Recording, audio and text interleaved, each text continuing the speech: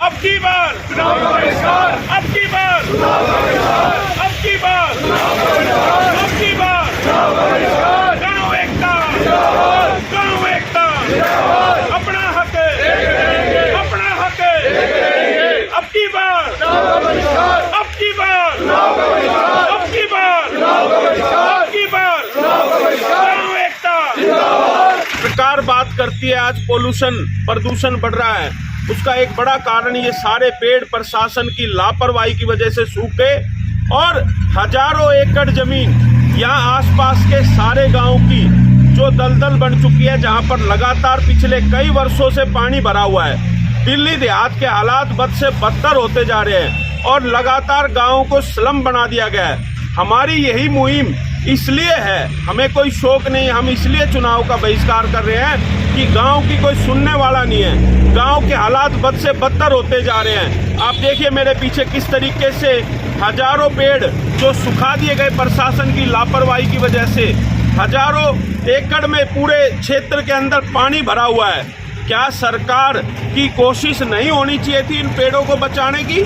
आज प्रदूषण पूरी दिल्ली के अंदर एक कहर ढा रहा है। अगर यहाँ पर ये पेड़ होते तो कहीं ना कहीं लोगों को राहत मिलती। और किस तरीके से वर्षों से यहाँ पर पानी भरा हुआ है, उसकी कोई शुद्ध लेने वाला नहीं है।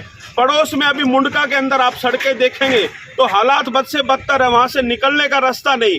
अगर बारिश का मौसम हो जाता है तो यहाँ पर कई गाँव के बच्चे अगर स्कूल गए हैं तो वो घर पर नहीं पहुँच सकते शाम तक। ऐसे हालात जो कहीं शायद कहीं किसी राज्य में नहीं, वो देश की राजधानी के अंदर इन सरकारों ने बना दिए हैं। तो हमें मजबूरीवश इस फैसले के साथ जाना पड़ रहा है। और मैं अभी भी कहता हूं, अभी समय या तो सरकार इन मामलों का संज्ञान लेकर इन पर तुरंत कार्रवाई करे, वरना हम चुनाव बहिष्कार के साथ साथ आगे कुछ कड़े फैसले भी सरकारों के खिलाफ कर सकते हैं। पीछे आप देख सकते हैं जिसमें हजारों पेड़ बर्बाद हो चुके हैं और लगातार 147 एकड़ ये ज़मीन है जिसमें पानी अभी भरा हुआ है, जहां पर हम एट प्रेजेंट खड़े हुए हैं। ये 2007 के अंदर ज़मीन अधिग्रहण की गई थी कि यहाँ पर DSIDC का जो है एक IIT हब बनेगा, लेकिन आज 2024 आ गया। 17 साल से लोग इंतजार कर रहे हैं। हमने अपनी ज़मीन दी थी यहाँ पर डेवलपमेंट के लिए, लेकिन यहाँ पर कूड़ा घर बना दिया गया। जगह जगह कोशिश की जाती है यहाँ पर कूड़ा घर डालने की। DSIDC को ये ज़मीन दी है सरकार ने और आज तक यहाँ हालात जो कि तो हैं।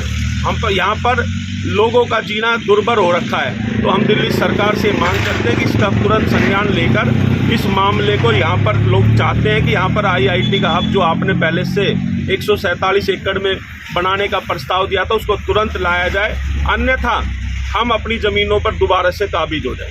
मुंडका को जोड़ने वाली सड़कों और चाहे प्रमुख सड़कें दिल्ली देहात की अलग अलग सड़कें जहां पर हालात बद से बदतर होते जा रहे हैं। और पिछले दिनों सांसद LG और अनेकों मंत्री मुख्यमंत्रियों ने भी दौरे किए, लेकिन हालात जो के तो हैं। तो कब सुधरेंगे ये हालात? क्या दिल्ली देहात के लोगों की परवाह नहीं है? क्या दिल्ली देहात के लोग इन सरकारों को वोट नहीं देते? क्या दिल्ली देहात के लोगों की सरकारों को जरूरत नहीं है? अगर नहीं है तो अब की बार हम चुनाव बहिष्कार पर ही निर्भर हैं और चुनाव बहिष्कार के फैसले के साथ मजबूती से डटे हुए हैं। और हम सरकारों को चेतावनी देते हैं, अभी 3 महीने का समय है। सरकार बाद में ये ना कहे कि हमें समय नहीं है। हम दोनों सरकारों को ये चेतावनी देते हैं कि या तो हमारे हालात 3 महीने में सुधर जाने चाहिए, अन्यथा हम चुनाव का बहिष्कार करेंगे। अब आप इस इलाके के अंदर जो कंझावला के अंदर रानीखेड़ा मुंडका कोई बड़ा हॉस्पिटल भी नहीं है। दूसरा, हमारे दिल्ली देहात में कॉलेज नहीं है, 3-4 कॉलेज हैं सिर्फ। हमारे बच्चों को बहुत दूर जाना पड़ता है। क्या दिल्ली देहात की ज़मीनों पर ये सारा डेवलपमेंट हुआ? कौड़ियों के भाव ज़मीन ले ली। क्या दिल्ली देहात के बच्चे कॉलेज और स्कूलों के लिए भी त्रस्त रहेंगे? क्या खेलकूद और स्टेडियम के मैदानों के लिए त्रस्त रहेंगे? हालात बद से बदतर होते जा रहे हैं। तो हम सरकार से मांग करना चाहते हैं कि इस इलाके के अंदर कम से कम 2-3 कॉलेज और हॉस्पिटल खोले जाएं और स्टेडियम और पार्क बनाए जाए ताकि हालात गाँव के सुधरे।